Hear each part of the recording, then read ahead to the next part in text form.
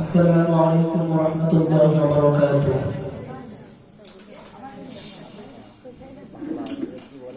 الحمد لله وكفى وسلام على عباده الذين اصطفى. أما بعد فأعوذ بالله من الشيطان الرجيم. بسم الله الرحمن الرحيم. وقاتلوهم حتى لا تكون فتنة. صدق الله العظيم.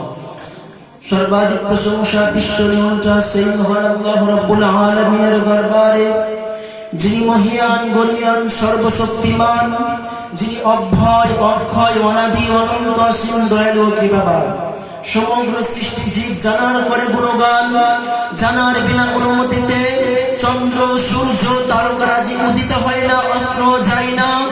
যিনি আমাদেরকে 18,000 মাখলুককে সৃষ্টি করে এই মানব জাতিকে শ্রেষ্ঠত্ব দিয়ে পৃথিবীর বুকে পাঠিয়েছেন, এর জন্য আমরা সকলে শুকরিয়া শরীফ বলি আলহামদুলিল্লাহ।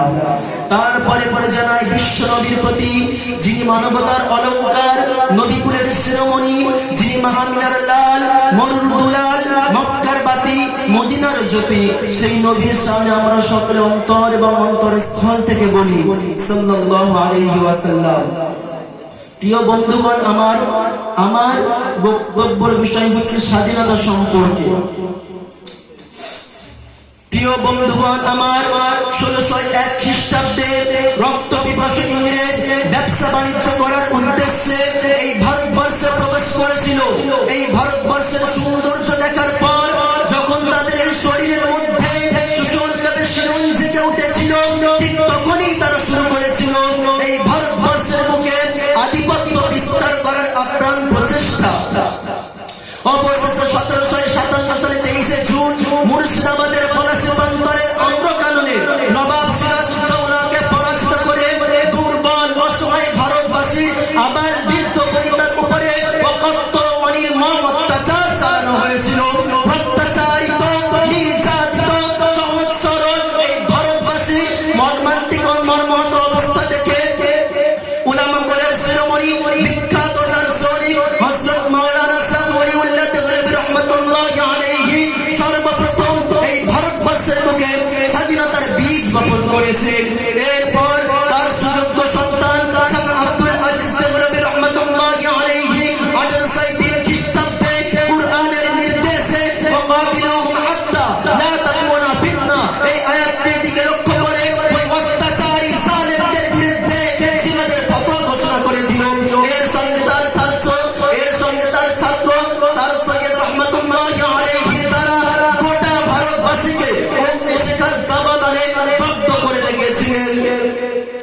1857 সালে বিখ্যাত বুজুর্গ হাজী ইমদাদুল্লাহ মুহাজির মাক্কি রহমাতুল্লাহি আলাইহির নেতৃত্বে মাওলানা কাসিম নানভী রহমাতুল্লাহি আলাইহি, মাওলানা রশিদ আহমদ গঙ্গোহী রহমাতুল্লাহি আলাইহি এবং হাফেজ জামিল সাহেব ওই কুখ্যাত ইংরেজদের বিরুদ্ধে গর্জে উঠেছিলেন, যার কারণে মাত্র 10 দিনের মধ্যে 14,000 উলামাকে 51,000 উলামাকে মৃত্যুর ঘাটে পানি করতে হয়েছিল। এছাড়াও 1864 সাল থেকে নিয়ে 1867 সাল পর্যন্ত মাত্র 3 বছরের মধ্যে 14,000 উলামাকে ফাঁসির দড়িতে ঝুলতে হয়েছিল। মিস্টার ট্যামসন তার জীবনীর মধ্যে লিখেছেন, দিল্লির চাঁদনি চক থেকে নিয়ে পাকিস্তানের খয়বর পর্যন্ত রাস্তার দুই পাশে এমন কোন বৃক্ষ ছিল না যাতে কোনো উলামাকে ফাঁসির দড়িতে ঝোলানো হয় নাই।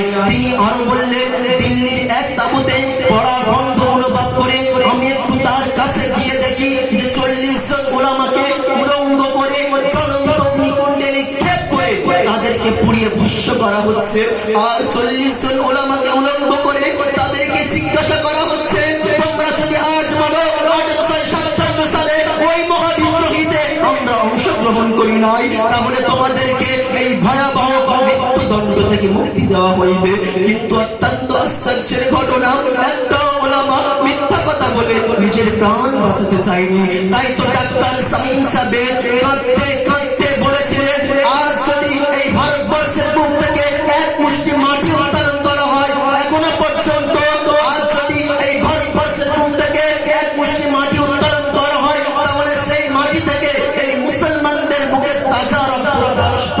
পড়তে থাকবে।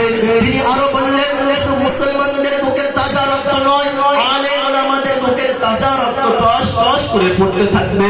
এছাড়াও মাহমুদুল হাসান দেওবন্দি রহমাতুল্লাহি আলাইহিকে মাল্টার সশ্রম কারাগারে ছোট্ট একটি জেল রুমে অসংখ্য কাকড়া বেঁচে ছেড়ে দিয়ে সেখানে তাকে বন্দী করে রাখা হয়েছিল। অসংখ্য কাকড়া বেঁচের বিষাক্ত দংশনে যখন বীর মুজাহিদ যন্ত্রণায় ছটফট ছটফট করতে করতে মাটির মধ্যে লুটিয়ে পড়তে, ঠিক তখনই তার উপরে নির্দয়ভাবে কষাঘাত করা হতো। শুধু তাই নয়, প্রচন্ড ক্ষুধার্ত অবস্থায় কাঁকড় মিশ্রিত রুটির সঙ্গে কাঁচা মাছ খেতে বাধ্য করেছিল। তাই তো হুসাইন আহমদ মাদানী রহমাতুল্লাহি আলাইহি বলেছিলেন, আমাকে যদি জ্বালিয়ে পুড়িয়ে ছাই করে দেওয়া হয়, সেই ছাই যদি উত্তাল সমুদ্রে নিক্ষেপ করা হয়, তাও ওই ছাইয়ের প্রত্যেকটা কোণা থেকে ওই ইংরেজদের বিরুদ্ধে হুঙ্কার আওয়াজ গর্জে উঠবে।